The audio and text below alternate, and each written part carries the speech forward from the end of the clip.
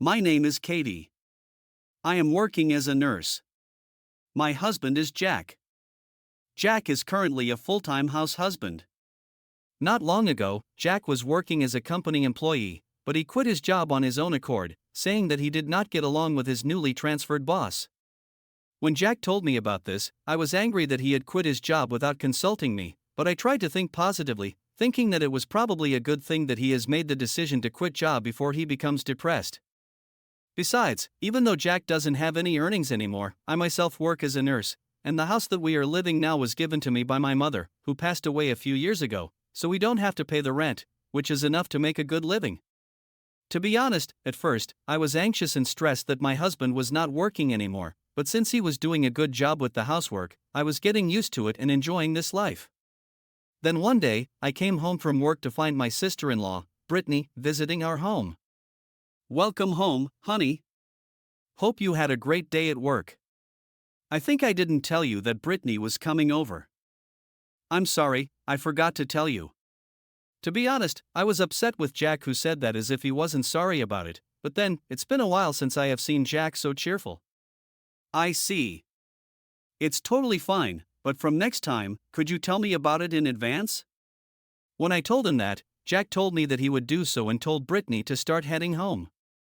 When Jack told her that, Britney says, "Oh, ready? I don't want to go home yet. Since this house has enough space and room, I think I want to sleep over tonight." I looked at Jack's face, and in a panic, he told her, No, it's too sudden, Britney. For today, please go home." When Jack told her that, Britney glared at me and went home angrily. Why did Britney come over today? I think it's quite a distance for her to come over. Actually, Britney got a divorce recently.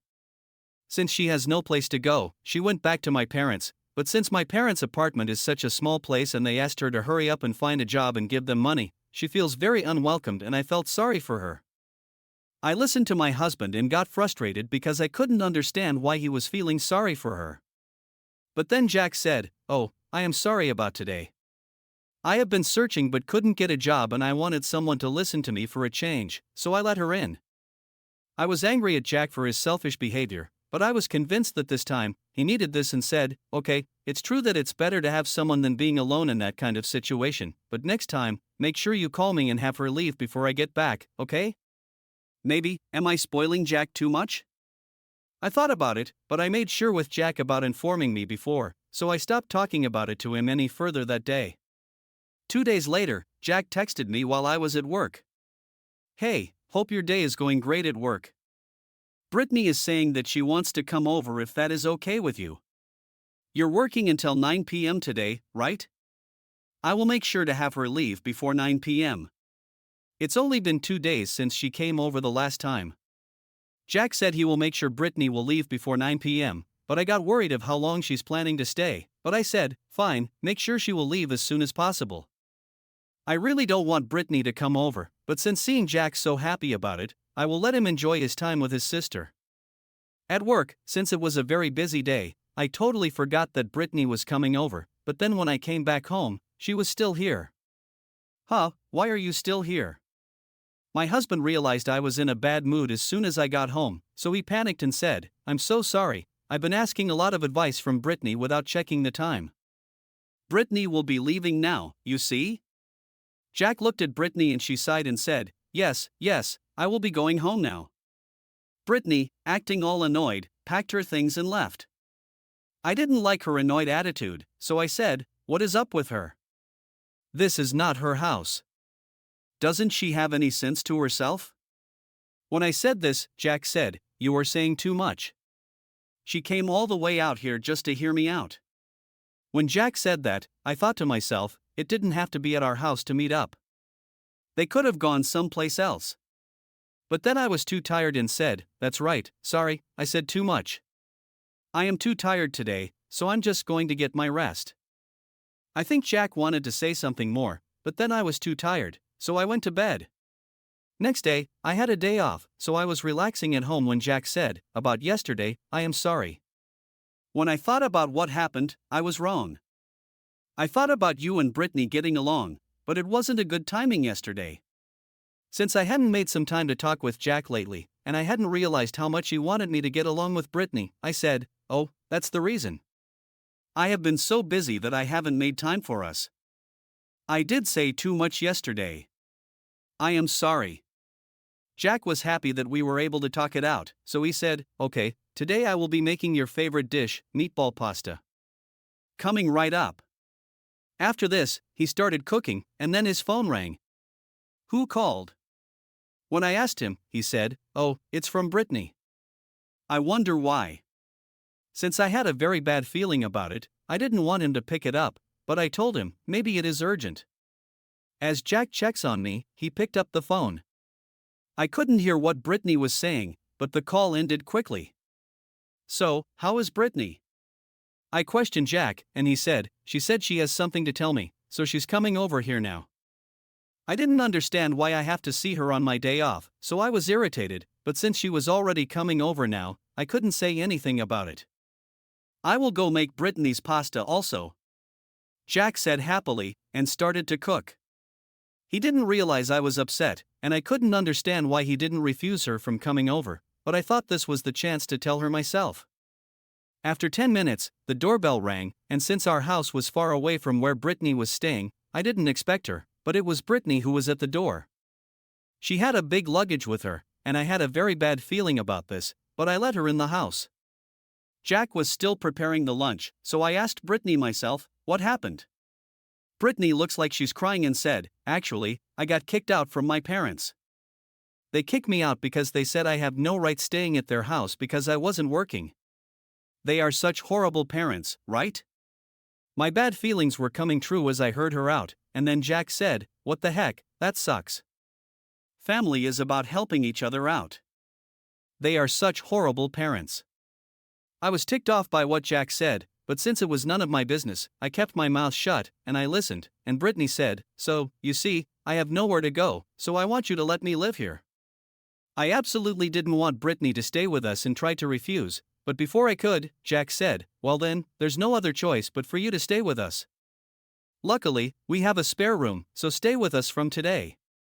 I glared at Jack, and he said, "What is up with that facial expression? Britney is in need of help." As he said that, I couldn't take it anymore and said, "What are you saying? Don't make this decision on your own. Jack, you are not working, and Britney, you are not working either, right? I can't support two people on my salary alone." At that moment, something hit me on the head, and I didn't know what happened, but then Britney said, "Jack, don't throw an egg at her."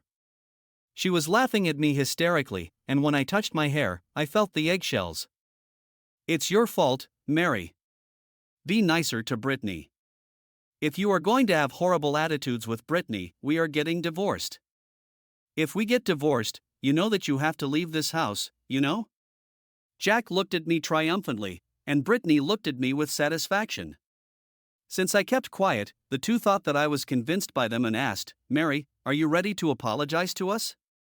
If so, then just go take a shower, and then we can eat the meatball pasta I have prepared and start talking about how the three of us are going to live together." Jack happily started finishing preparation of lunch, and Britney snickered at me and started relaxing on the couch watching TV. I had something to say to the both of them, but for now, I just took Britney's luggage and threw it off the balcony. The two were surprised by the sudden action of mine and said, "What are you doing? You must be out of your mind." He panicked and told me to go get the stuff I just threw out, but I said, "What? Why should I have to go get it? This is my house. I won't allow you to do anything anymore." Then Jack said, "What are you saying? This is our house as husband and wife. So, this is my house also, and I am letting my sister stay at my own house." I just scoffed and laughed, and to that, he said, "What's so funny? Don't you know that I am the owner for this house? This house was given to me by my mother, so you have no right to it." Jack and Britney looked surprised and said, "For real?" "Oh no, that's not right. We didn't make me as the owner of the house. Even if that is the case, since you guys are still married couples, it doesn't really matter, you know?" They both started mumbling, so I said, "This house is my house anyways. If you want to live with your sister so badly, why don't you rent a house and live there with her? Besides, why should I take care and support people who doesn't work at all? Jack, you've been working hard up until you quit work. So, I didn't say anything about it, but recently, you are not doing any housework at all too. So honestly, I would rather live alone. When I told Jack what I have been thinking for a while, Jack said, "Oh, really? So that's what you have been thinking about, huh? Well, I don't want a wife who doesn't take care of my family and can't even say thank you to me for taking care of the house." As he said that, he took out a divorce paper. As I was thinking how the divorce paper was timely prepared, my sister-in-law was looking at me with a huge grin on her face. And from then on, I understood that she was the one who came up with this idea. I've already written my part. So all you have to do is to fill your part in. I'll give you some time to think alone since you don't have any other choice. Just contact me when you want to apologize, alright? After they said that, they both left.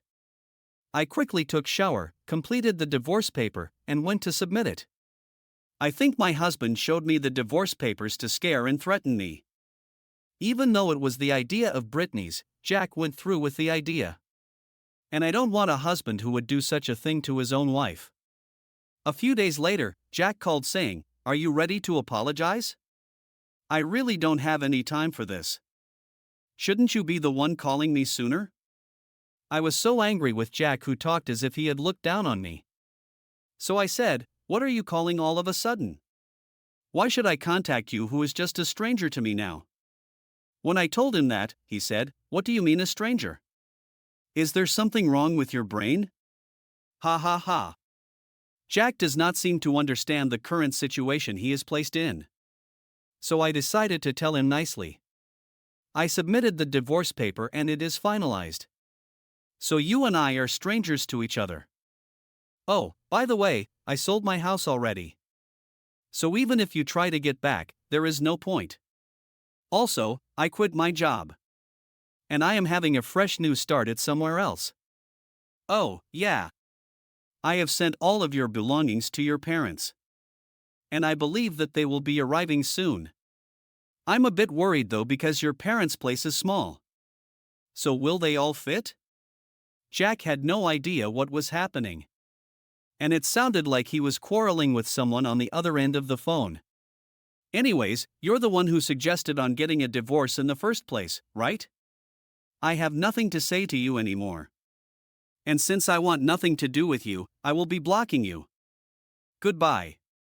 My ex-husband was yelling something. But since it was none of my business, I just hung up and blocked his number. A few months later, I happened to have a chance to visit the place where I used